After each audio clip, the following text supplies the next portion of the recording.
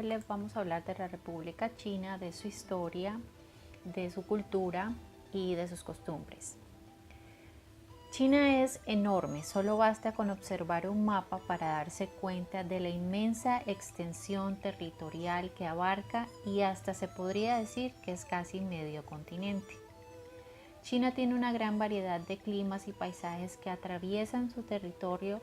Podríamos decir que China es un mundo en sí mismo con tupidas selvas, desiertos abrumadores, montañas infranqueables, llanuras fértiles, densos pantanos y planicies congeladas. Los chinos observaron que el mundo estaba compuesto por cosas muy diferentes y que cada cosa tenía su puesto. Así fueron descubriendo que la naturaleza tenía un equilibrio, una armonía entre fuerzas diferentes y opuestas entre sí. Entonces, si algún lado, por ejemplo, hacía frío, en el otro hacía calor. La formación del imperio. Trazando una línea justo por el centro de China, vemos el río Amarillo. Allí comenzaron a desarrollarse los primeros pueblos que antecedieron a esta gran civilización, y esto sucedió aproximadamente 5.000 años antes de Cristo. Alrededor de 1500 años antes de Cristo, todos estos pueblos fueron dominados por unos terribles gobernantes llamados los Shang. Ellos eran todos descendientes de la misma familia y por ello se les adjudicó el título de dinastía. Luego de los Shang, otra dinastía tomó el control de este territorio y estos fueron los Zhou, que gobernaron hasta que el Imperio Medio entró en una etapa de enfrentamiento y esta fue llamada la época de los reinos combatientes. Esta duró hasta el 221 a.C. Sin embargo, una nueva dinastía de gobernantes guerreros logró unificar el país y establecieron el imperio que le dio a China su nombre de Qi. Qin Shi Huang se proclamó emperador y fue el primero de toda la historia de China. Era considerado hijo del cielo, nadie podía discutirle nada porque su poder era considerado mágico. El señor de los hombres no podía jugar, cantar, ni mucho menos sonreír. Debía sostenerse siempre de pie y sus movimientos eran muy lentos. Qin Shi Huang fue el organizador del imperio, impuso las leyes, construyó un sistema de carreteras y canales para facilitar el comercio, creó un sistema unificado de monedas y además creó un calendario, como también creó la escritura. Todo debía estar debidamente reglamentado. El pueblo empezó a enojarse cada vez más y más y en representación del pueblo 460 sabios se opusieron a las medidas del emperador y entonces Qin Shi Huang no vaciló en asesinarlos y poco después quemó todos los libros que los sabios de China habían recopilado durante el largo de sus años. La muralla china.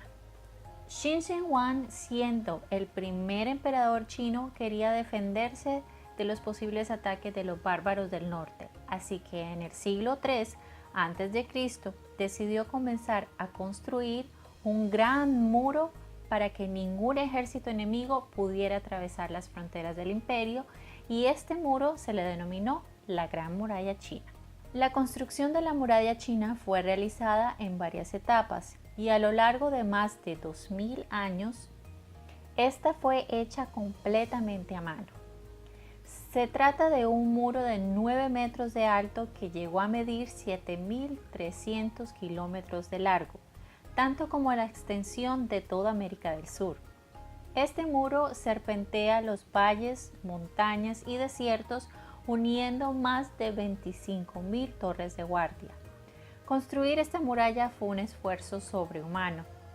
Para ello, el emperador reunió a miles de hombres que trabajaron como esclavos bajo una disciplina militar. Muchos de ellos fueron muriendo de agotamiento y sus cuerpos eran enterrados dentro de los muros en construcción. Y así fue como la Gran Muralla China se convirtió en el cementerio más largo del mundo. La muralla sirvió como defensa, pero también ayudó a la unificación del imperio, ya que por encima de ella se extendía una ruta por la cual era posible viajar de una punta a la otra del imperio.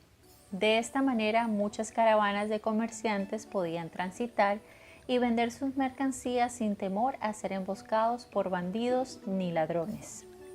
Qin Shi Huang ordenó construir una tumba de 8.000 estatuas de guerreros de terracota. Pero hay algo muy curioso con estos guerreros. No eran copias del mismo molde, sino el fiel reflejo de los seres humanos que en vida habían acompañado al emperador.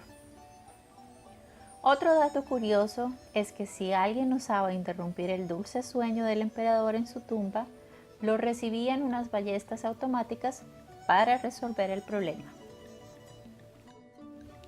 El maestro Kong. En el 551 a.C., mientras China estaba en plena época de los reinos combatientes, nació un hombre muy especial que con el pasar de los años se convirtió en un hombre muy sabio y que gracias a sus enseñanzas logró una doctrina que caracterizó a los chinos por más de 1500 años. Ese hombre fue Confucio, que nació en una familia pobre, lo que no le impidió trabajar y estudiar. Esto lo llevó a convertirse en el ministro de uno de los reyes que combatía por el poder. Pero un día, cansado de tanta violencia, traición y mentira, Confucio renunció a su cargo de ministro y se dedicó a caminar entre un reino y el otro con el fin de compartir la sabiduría.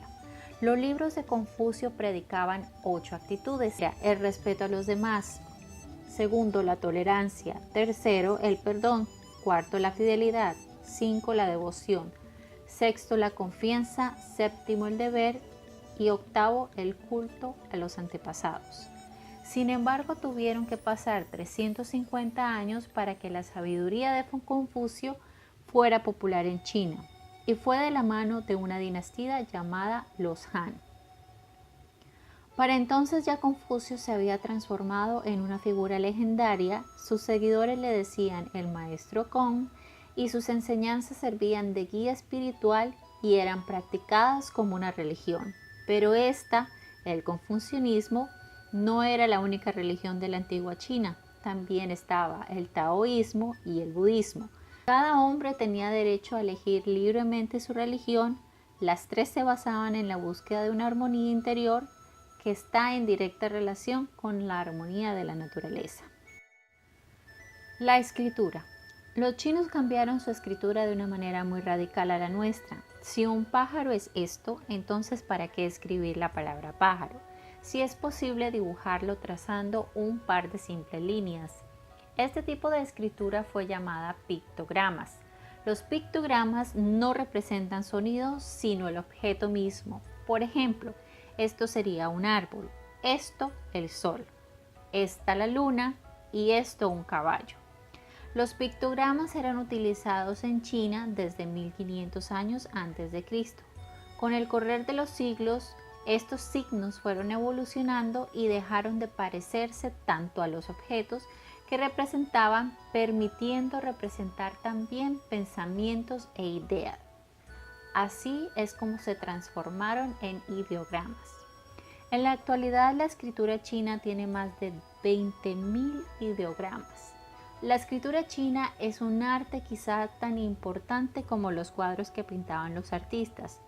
Tanto el escritor como el pintor buscaban lo mismo a través del trazado de líneas sobre el papel de arroz. Procuraban captar la esencia o el espíritu mismo de las cosas. Los inventos y legados. El primer invento que mencionaremos es la brújula, que gracias a un libro chino editado en el año 1040, donde explica unas agujas imantadas sobre un trozo de bambú flotando en un recipiente de agua, y explica que los metales que adquieren la propiedad de los imanes siempre apuntan hacia el norte.